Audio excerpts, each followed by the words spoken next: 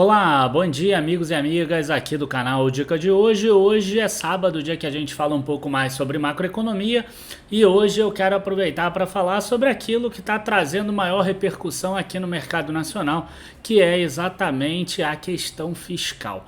O que isso significa, qual a importância disso e por que você que investe em bolsa de valores deveria olhar essa questão fiscal do Brasil. Logo depois da vinheta a gente já começa, curta o vídeo, se inscreva no canal e a gente já se fala aí.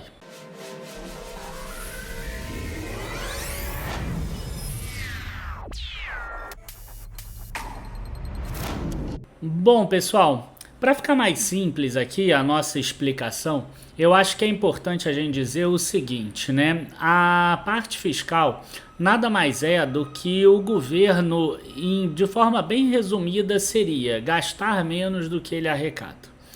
No caso de um país, ele tem uma capacidade maior de conseguir gerar dívida, né? De conseguir captar recursos.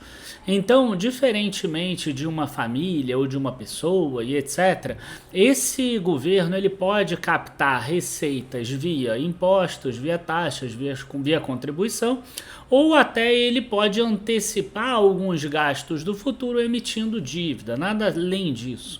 Tá? Então ele tem algum gasto que ele considera prioritário, pode ser um aumento de salário mínimo, um Auxílio Brasil, ou construir uma ponte que vai ligar uma cidade a outra, investir em segurança, em educação, não importa.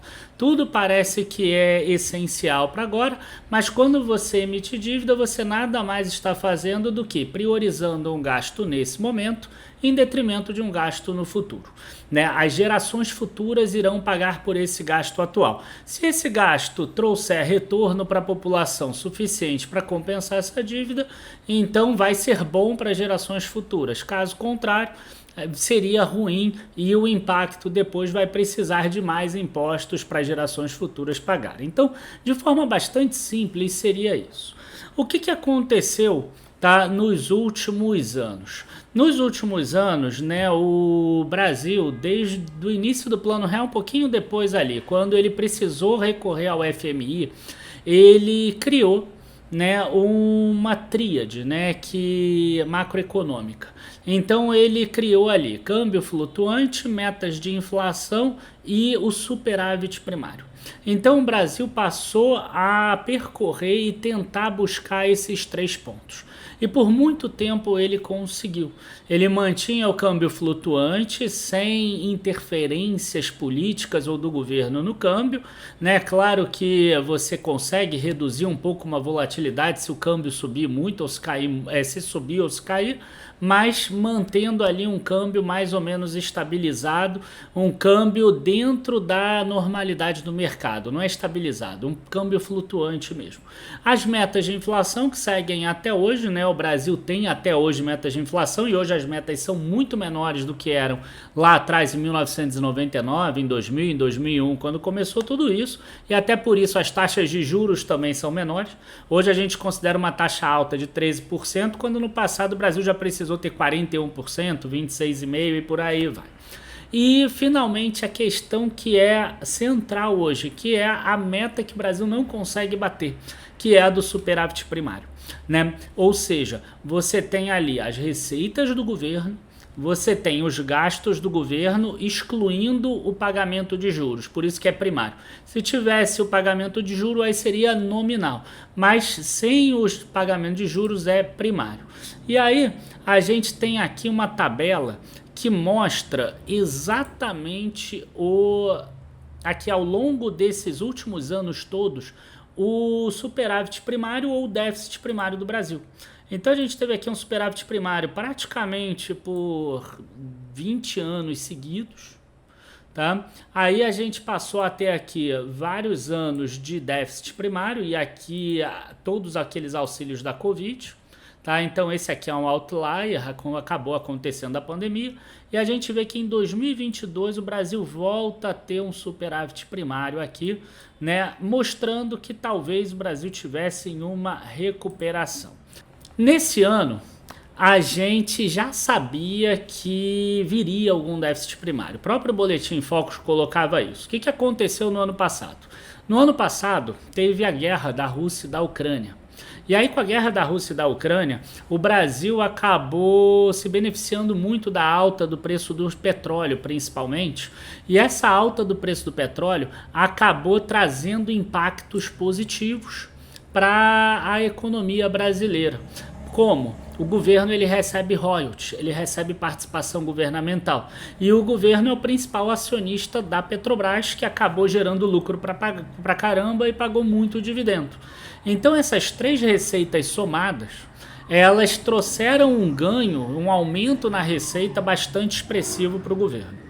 E eu falo isso até com certo conhecimento de causa, porque a gente está aqui com os dados do IPEA já de setembro de 2023, e eu quero aproveitar para pegar essa coluna daqui final, ó, que a gente pega o acumulado em 12 meses.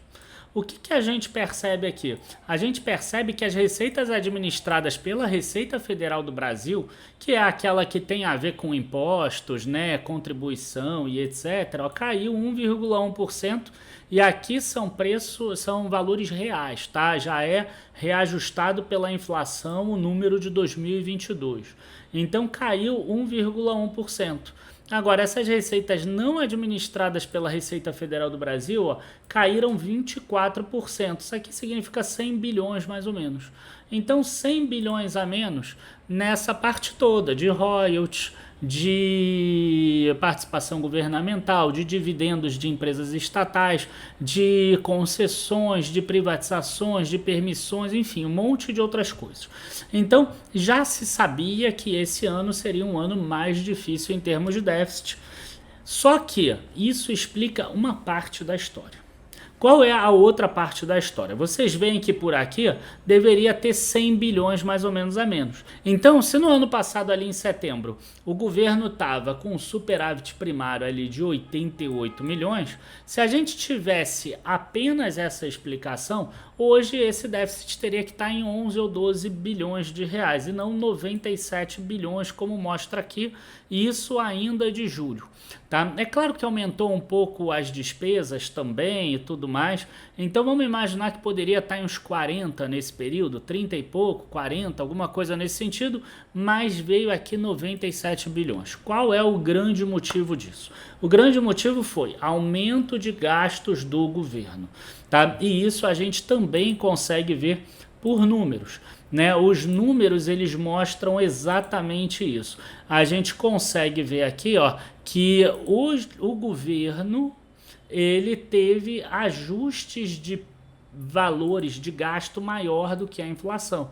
A gente teve em benefícios previdenciários 5,2%, sendo que nesse último mês, 7,1%. Então, isso está aumentando a proporção acima da inflação.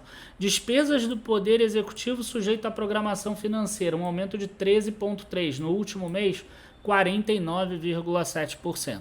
E você vê que mesmo assim, nesse último mês, por exemplo, o Brasil conseguiu ainda assim gerar um superávit primário de 10 bilhões, ainda não aparece nesse dado daqui, porque esse aqui é de julho, eu ali já estou pegando os dados do IPEA de setembro. Então, qual é a grande questão aí? A gente tem um ponto que é chave nisso, tá? Um ponto que depende do governo, que seria reduzir gastos ou aumentar receita. E o outro ponto que tem a ver com o cenário internacional, que nenhum governo conseguiria fazer nada. Tá? Que tem a ver com a questão do petróleo. O petróleo caiu e ainda deve cair mais para o próximo ano, né? Porque o preço de 90 dólares, 85 dólares ainda está longe de ser o preço da normalidade.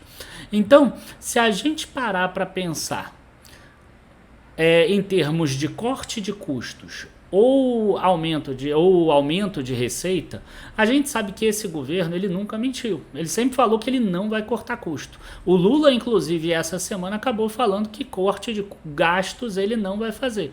Ele não vai cortar investimento, por exemplo. Então você precisa ter o quê? Você precisa ter aumento de receita. E aumento de receita passa por tributos maiores, né? Ou criação de novos tributos ou aumento da alíquota dos já existentes. Um dos impostos aí que está sendo muito veiculado para se conseguir chegar nisso é exatamente o imposto que tem a ver com as empresas que têm incentivo fiscal. Tá? Então, muitas empresas têm incentivo fiscal via ICMS. Tá? E essas empresas aqui, vai mostrando aqui ao longo do texto, tá? Qual é o impacto que elas chegaram a ter. E essas empresas chegaram a ter 98 bilhões de créditos presumidos a mais. Então esse número é muito maior do que era em 2017. Ó. As empresas mostram que os abatimentos saíram de 39 bilhões em 2017 para 149 bilhões em 2022. O que aconteceu em 2017? Tá? O Congresso acabou votando, até derrubando um veto do Michel Temer, e aprovou que os benefícios fiscais, os incentivos de ICMS, eles seriam equiparados igualmente, a subvenção por custeio e a subvenção por investimento. O que é subvenção por custeio?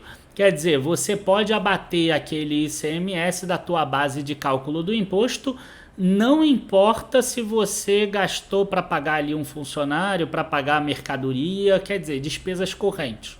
Antes, até 2017, era só subvenção por investimento.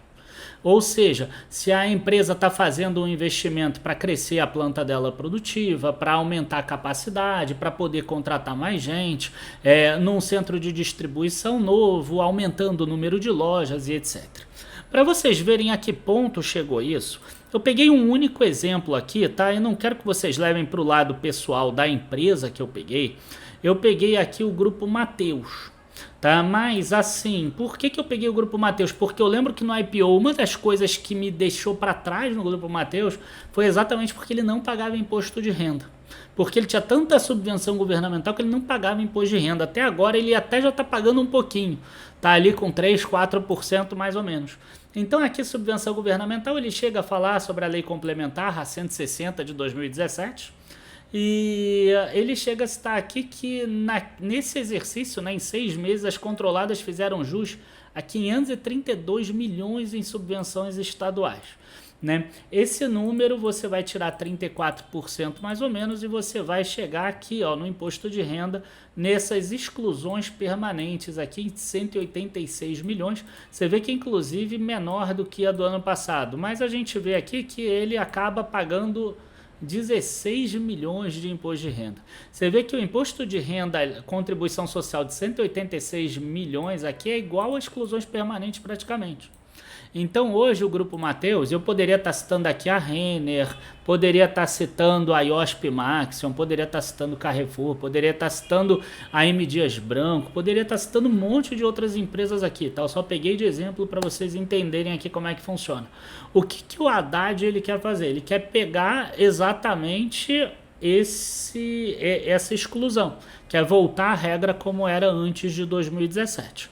Tá? E não dá para dizer que está errado. Só que você fazer isso no atual momento, a maioria das empresas que têm esses benefícios são empresas ou industriais que trabalham para o mercado interno ou as empresas de varejo, que são empresas que estão sofrendo muito nesse momento.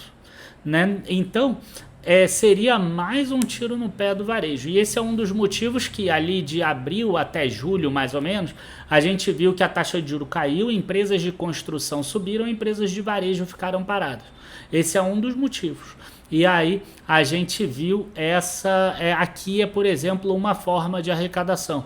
Só aqui o governo esperaria arrecadar mais de 35 bilhões, por exemplo.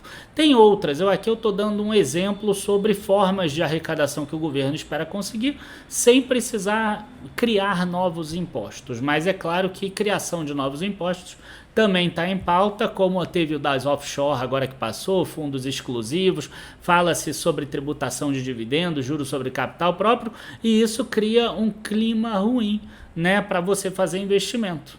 Por quê? Porque o mercado, a última coisa que ele quer é incerteza. Eu sempre falo isso.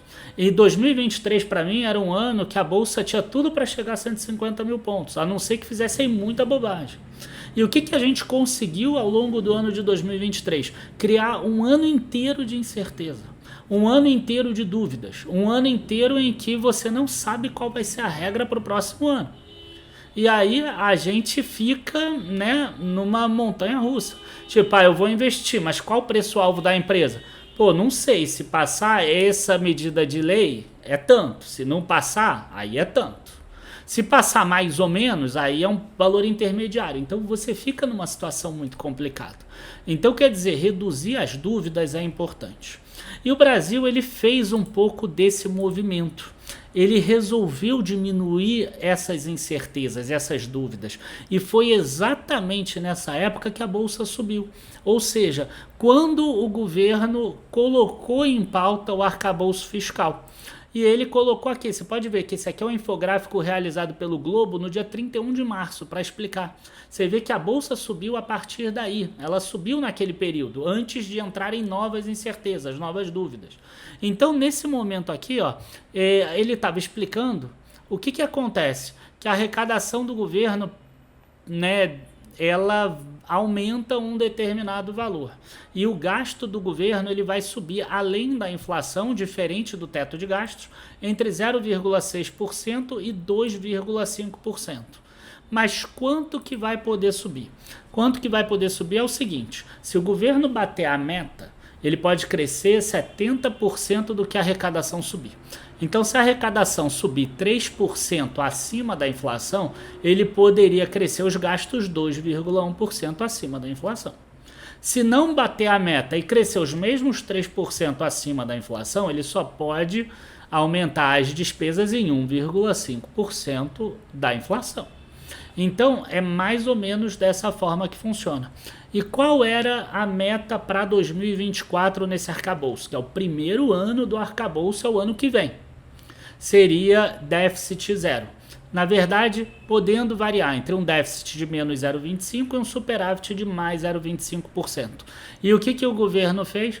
O Lula falou que conseguir esse déficit zero ano que vem é quase impossível, e o governo já tem aí alguns pontos que tentam renovar essa meta, vamos dizer assim. Né? Então já se fala em talvez uma meta de menos 0,5%. Aí olha só que incrível, né? O governo ele cria um arcabouço fiscal, os senadores e os deputados vão lá, votam nessa forma, né? E agora o que faz? Muda-se a regra. Você vê como é que a gente entra num círculo vicioso, que a gente fica dentro de dúvidas o tempo todo, e que isso é péssimo para o Brasil e para a Bolsa e para os investimentos das empresas. Né? Por que é péssimo? Porque o deputado, o senador que votou lá o déficit zero, e aí sim ele abria a mão para o governo gastar até inflação mais 2,5%, agora o governo quer que seja menos meio. Então talvez menos meio o cara não queira daquele jeito. Né? Porque ele votou assim para déficit zero, aí o governo pode gastar aquele valor. Não para déficit menos 0,5% do PIB. Né? E aí a gente tem aí algumas formas, né, do governo fazer esse caminho aí. Né? Uma delas seria agora, já na lei de diretrizes orçamentárias, já jogar esse valor aí de menos 0,5% do déficit. E aí é até mais fácil, é um processo mais fácil de se conseguir. O governo ele conseguiria fazer provavelmente, porque vai entrar algumas receitas novas. O Brasil também tem expectativa de crescimento do PIB e os lucros das empresas já estão muito defasados, principalmente os de mercado interno. Então, o governo tentaria fazer isso e o melhor, né? Ele vai gerar um déficit e ainda vai poder gastar o máximo, que era o que a gente não queria. Mas, enfim, o mercado acaba precificando esse tipo de coisa. O segundo ponto seria ele esperar ano que vem, no primeiro bimestre ou no segundo bimestre, já vê que não vai conseguir bater a meta, e aí pega e muda no meio do ano que vem. E a terceira forma seria você não cumprir a meta e você mostra os motivos que você descumpriu a meta. E esse seria o melhor, porque esse não muda a regra. Né? Então, o melhor seria esse, mas eu duvido que aconteça esse terceiro, que é você aceitar que você não conseguiu cumprir a meta, aceitar que você tem que gastar menos e fazer um contingenciamento. até parece que esse governo vai fazer um contingenciamento logo em ano de eleições municipais, né? Não vai fazer de jeito nenhum. E aí o que acontece, né? Só pra gente terminar aqui, porque o vídeo já tá ficando meio longo.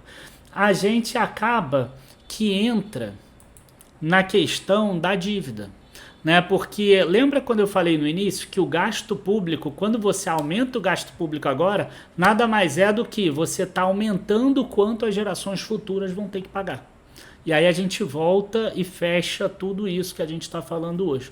E é exatamente isso que está acontecendo. O que eu peguei aqui? Eu peguei primeiro, tá, o relatório anual da dívida pública federal. Esse ainda é de 2022.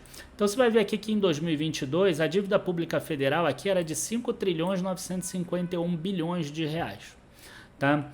Aí quando a gente vai aqui para setembro de 2023, a gente vai ver até que subiu pouco a dívida brasileira, né? Ela sai para 6 trilhões só, inclusive diminuiu nesse último mês.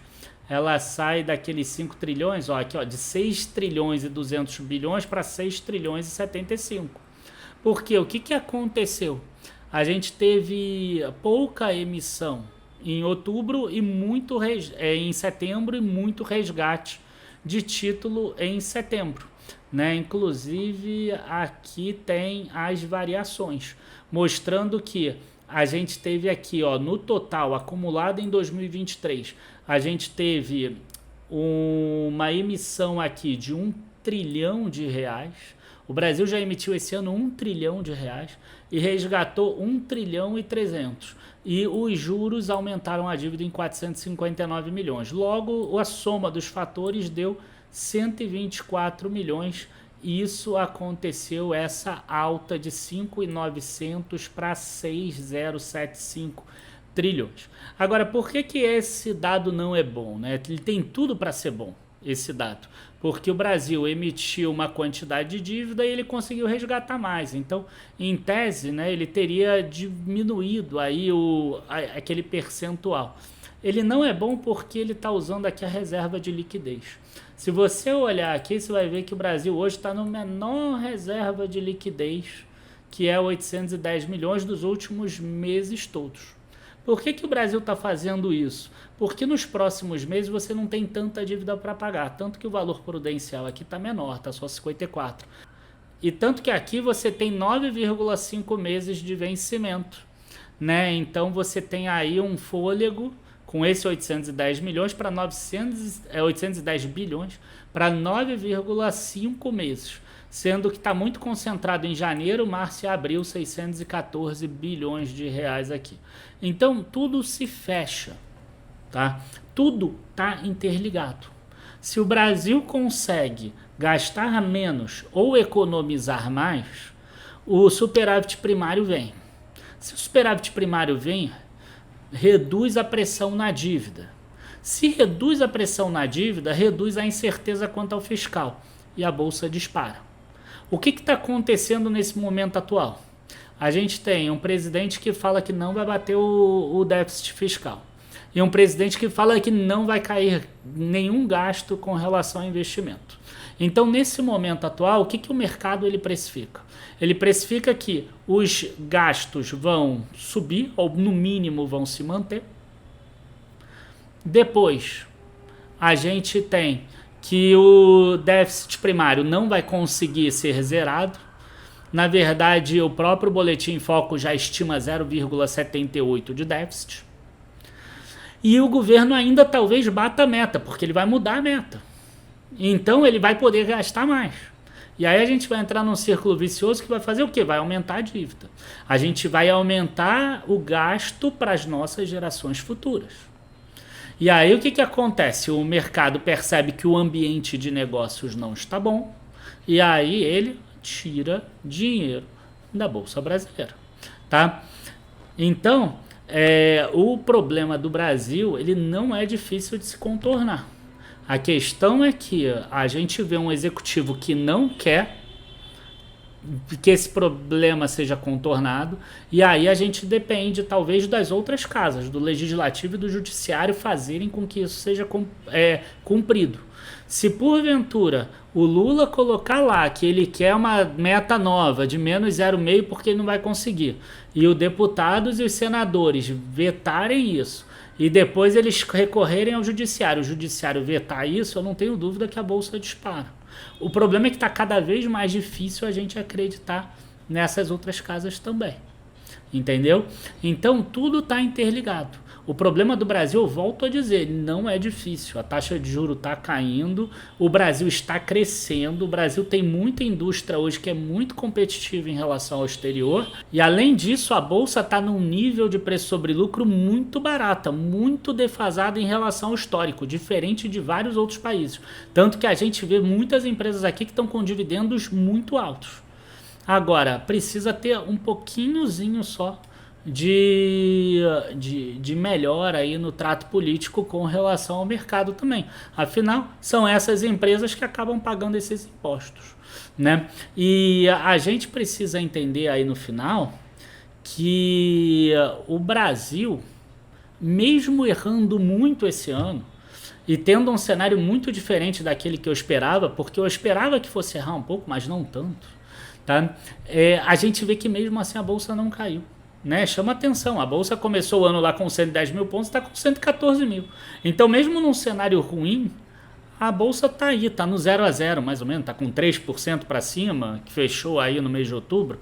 Então você vê, isso é mais um indicativo que a Bolsa está barata.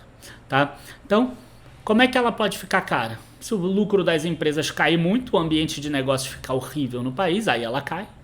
Ou se porventura ela subir muito. Né? Então a gente percebe aí que mesmo com todas essas questões, você deveria ter alguma alocação em bolsa. Tá? Hoje em dia eu não fico falando para você comprar a bolsa, porque senão a pessoa saca todo o dinheiro que ela tem em outras coisas e vai comprar só bolsa. O meu objetivo não é esse. Meu objetivo é que você tenha uma alocação estruturada em diversas classes de ativos e que você tenha também a alocação em bolsa porque ela está barata e porque o Brasil tem potencial de crescimento. Bom, agora terminando aqui, né? A gente já está com 27, 26 minutos aí total. Eu queria aproveitar para chamar vocês para Black Friday. Tá? A nossa Black Friday, na verdade, o nosso Black November, são divididos em várias semanas, já há muitos anos, já dessa forma. E nesse momento eu queria aproveitar e chamar vocês para se inscreverem ali embaixo, porque agora, segunda, terça-feira, já vai ter a semana número 2. Então, se você perdeu a semana número 1, não se inscreveu, não recebeu a novidade lá no grupo do Telegram ou do WhatsApp ou no teu e-mail, você se inscreve para você receber. Mesmo que você não goste da promoção dessa semana, fica no grupo, porque vão ter outras semanas que podem trazer para vocês outras promoções aí. Eu quero que vocês assinem os nossos produtos pelo menor preço possível, e o menor preço vai ser esse da Black November. Então não perca a chance, tá? O link está aqui embaixo, cadastrem-se e não percam a nossa Black November. Enfim, pessoal, abraços, bons investimentos e até a próxima. E não se esqueça nunca, né, que construir leva tempo. Tchau, tchau.